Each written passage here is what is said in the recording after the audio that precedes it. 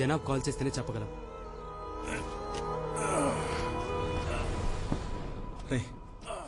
Message చేశాడా? Patience. Sir burger ఉందా? కాకరకాయ ఉంది.